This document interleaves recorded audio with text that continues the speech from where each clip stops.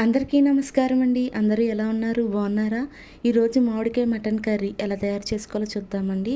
ఇది చాలా పుల్లగా, చాలా టేస్టీగా, చాలా బాగుంటుందండి. ముఖ్యంగా ప్రెగ్నెన్సీ టైంలో అసలు ఏమీ తినబుద్ధి అవ్వదండి. కాకపోతే పుల్ల పుల్లగా ఇలాగ మటన్లో మామిడికాయ వేసి పెట్టండి, చాలా ఇష్టంగా తింటారు. నేను ఒక 600 గ్రామ్స్ మటన్ తీసుకున్నానండి. శుభ్రంగా వాష్ చేసుకున్నాను. ఇప్పుడు మ్యాగ్నేట్ చేస్తున్నాను అనమాట.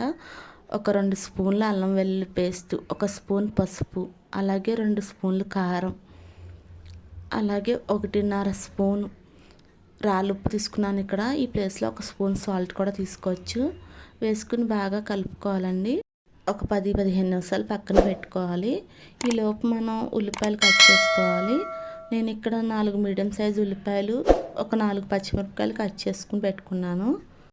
ఇప్పుడు స్టవ్ ఆన్ చేసుకుని ఒక కుక్కర్ గిన్నెలో కొంచెం ఆయిల్ పోసుకొని ఉల్లిపాయలు, పచ్చిమిరపకాయ ముక్కలు వేసుకొని ఫ్రై చేసుకోవాలండి. ఒక 2-3 మినిట్స్ ఫ్రై చేసుకున్నాక కొంచెం గోల్డెన్ కలర్ వచ్చినాక, మరీ ఎక్కువ కలర్ రానవసరం లేదండి, లైట్గా కలర్ వచ్చినాక ఇప్పుడు మ్యాగ్నేట్ చేసి పెట్టుకున్న మటన్ ముక్కలు వేసుకోవాలి. ఇందులోకి మటన్ ముక్కలు వేసుకున్నాక కొంచెం జీలకర్ర, ధనియాల పొడి కూడా వేసుకొని ఒకసారి కలుపుకొని ఒక 5 మినిట్స్ మూత పెట్టి మగ్గనివ్వాలి. 5 మినిట్స్ తర్వాత నాకు మటన్లో వాటర్ ఎక్కువ ఊరిపోయినాయండి. అందుకే నేను వాటర్ ఏమి వేసుకుంటాను, డైరెక్ట్గా కుక్కర్ విజిల్ పెట్టేసుకుంటున్నాను. కుక్కర్ విజిల్ వచ్చే లోపల మామిడికాయ ముక్కలు కట్ చేసుకుంటున్నాను. నేను ఇక్కడ పెద్ద సైజు మామిడికాయ ఒకటి తీసుకున్నాను.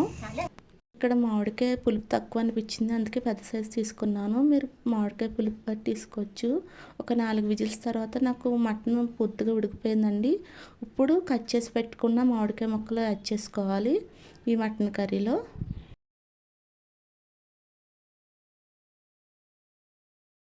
కొంచెం పెద్ద సైజులోనే మామిడికాయ ముక్కలు కట్ చేసుకున్నానండి.